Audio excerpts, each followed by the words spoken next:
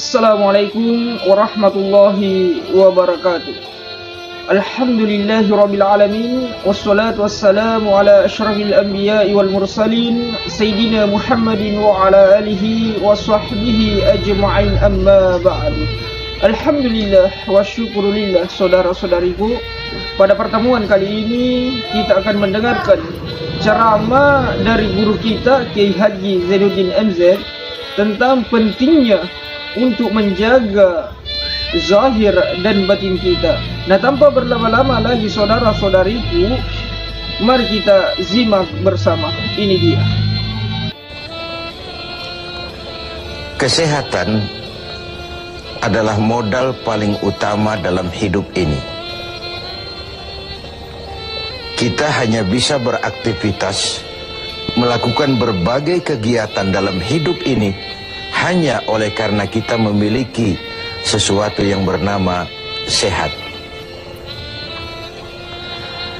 Kecenderungan kita adalah baru merasakan pentingnya suatu nikmat kalau dia sudah berkurang atau bahkan hilang sama sekali dari diri kita. Kita baru merasakan pentingnya gigi kalau sedang sakit gigi. Kita baru merasakan pentingnya telinga kalau sudah tuli. Kita baru merasakan nikmatnya, benar-benar nikmat mata kalau sudah diserang penyakit buta. Sepanjang dia ada, normal, kita kadang-kadang kurang menjaga dan memeliharanya. Padahal Al-Quran telah mengingatkan kita, la in syakartum la azidannakum wa la in kafartum inna azabi lasyadid. Kalau kamu pandai bersyukur dalam artian menjaga nikmat, menjaga karunia yang diberikan Allah kepadamu, aku akan tambah nikmat itu kepadamu. Tapi kalau kamu ingkar, kamu tidak pandai bersyukur, kamu tidak pandai menjaga dan memelihara nikmat itu, awas, azabku itu akan pedih adanya. Begitulah. Kesehatan ini menjadi modal utama. Kita melaksanakan puasa, selesai itu kita berangkat ke masjid melaksanakan sholat tarawih, kemudian tadarus Al-Quran, bahkan ibadah haji, jihad sekalipun hanya mungkin kita laksanakan kalau kita mempunyai sesuatu yang bernama sehat. Nah, lawan dari sehat adalah sakit. Kita manusia terdiri dari dua elemen pokok, jasmani dan rohani. Kadang kita kehilangan keseimbangan, berpayah-payah kita mengurus rohani, berpayah-payah kita mengurus jasmani maksud saya. Satu hari 3 kali kita mandikan jasmani kita. Kita berikan pakaian yang bagus-bagus, parfum yang wangi-wangi, pakaian yang aksesoris yang mahal-mahal untuk keindahan jasmani.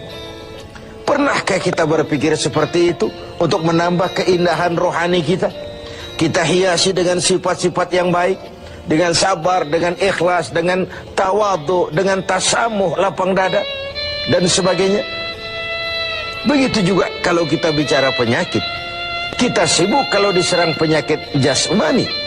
Tetapi sesibuk itukah kalau rohani kita yang diserang penyakit?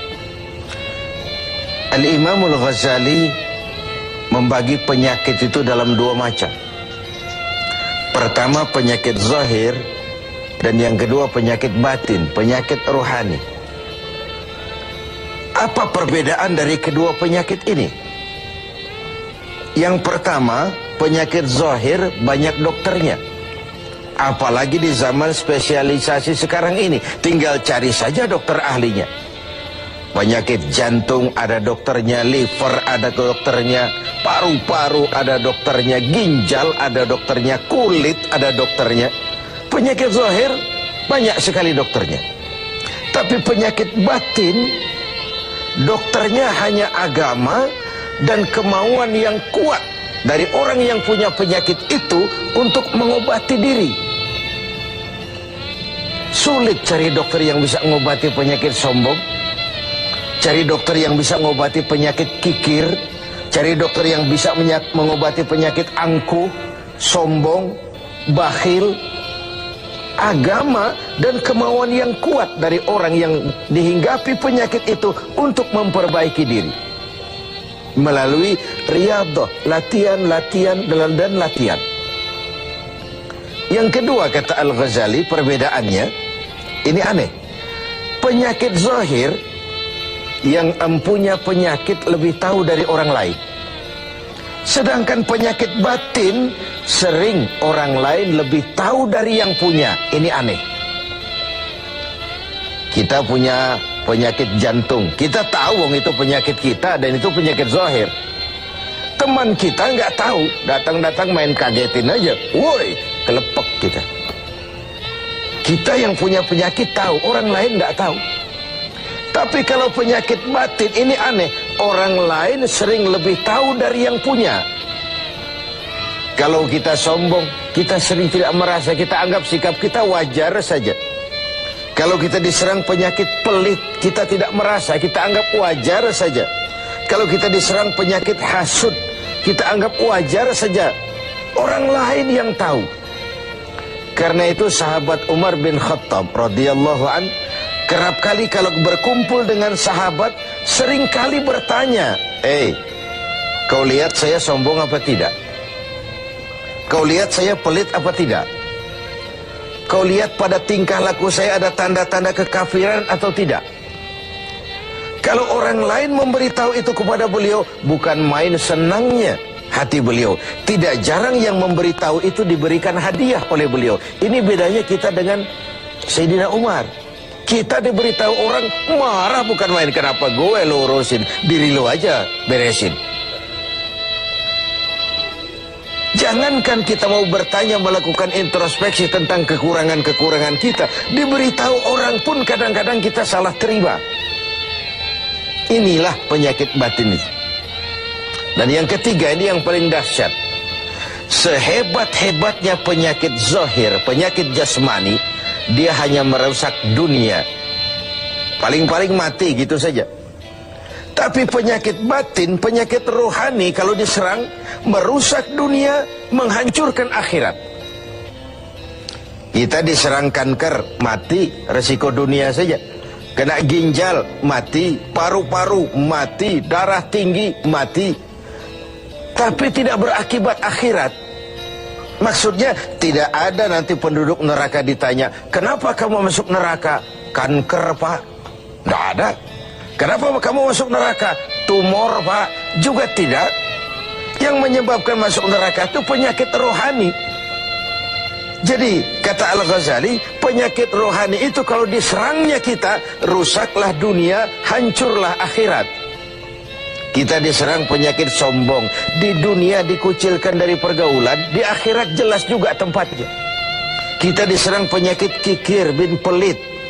Di dunia siapa yang mau bergaul dengan orang pelit? Walaupun kita sendiri kadang-kadang pelit. Tapi di akhirat juga tempatnya jelas. Hasud, iri hati, menggeragoti amal sendiri. Di dunia kita sulit hidup karena senang lihat orang susah atau susah lihat orang senang. Itu kan tandanya hasud, iri, dengki. Lihat orang susah, senang. Lihat orang senang, susah. Di dunia saja sudah susah hidup, susah gemuk. Di akhirat jelas juga tempatnya. Karena itu kata Al-Ghazali, heran saya ini. Kalau diserang penyakit zahir, cepat-cepat kita lari ke dokter. Tidak ada uang berutang pinjam pun maulah. Diserang demam, diserang flu, diserang segala macam penyakit zahir, panik, cepat lari ke dokter. Atau paling tidak puskesmas yang terdekat. Puskesmas tidak berhasil, cari ke rumah sakit umum. Rumah sakit umum masih gagal, cari dokter spesialis.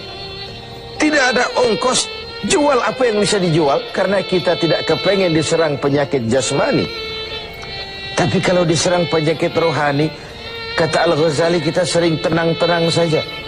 Padahal diserang penyakit rohani itu celaka dunia, hancur akhirat kita.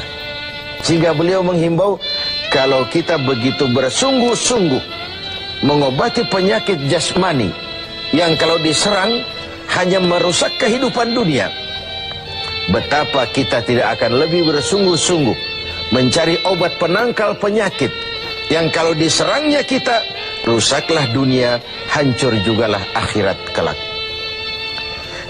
Dengan puasa Ramadan, pada satu sisi kesehatan jasmani terjaga karena memberikan kesempatan istirahat kepada organ tubuh yang sudah bekerja seperti mesin 24 jam. Sementara jasmani diberikan kesempatan istirahat dengan makan dan minum yang teratur, rohani dihiasi. Dengan puasa timbul sabarnya, dengan puasa timbul jujurnya, dengan puasa timbul ikhlasnya, dengan puasa timbul sikap rendah hatinya. Dihiasi dengan perhiasan-perhiasan yang menyehatkan rohani kita. Inilah mana ucapan Nabi, sumu tasihu, berpuasalah kau, niscaya kau akan sehat. Bukan sekadar sehat jasmani, tapi juga sehat rohani. Karena itu kita sering berbangga dengan perhiasan jasmani, dengan berbagai merek yang kita pamerkan kepada teman-teman kita. Kita pakai jam tangan Rolex, kita pakai baju Versace, Gianni Versace, kita pakai tas Louis Vuitton. Berpayah-payah kita menghiasi jasmani kita, sementara rohani kita merana, rohani kita sakit, rohani kita kering kerontang. Kita nyaris tidak pernah memberikan perhatian. Inilah Ramadan, nuansa di mana kita menumbuhkan keseimbangan antara pertumbuhan jasmani kita dengan kesehatan rohani kita. Kalau sehatlah jasmani dan sehatlah rohani, maka terciptalah keseimbangan, keindahan jasmani yang berpadu dengan keindahan rohani. Itulah bentuk yang kita dambakan dalam menjalani kehidupan ini.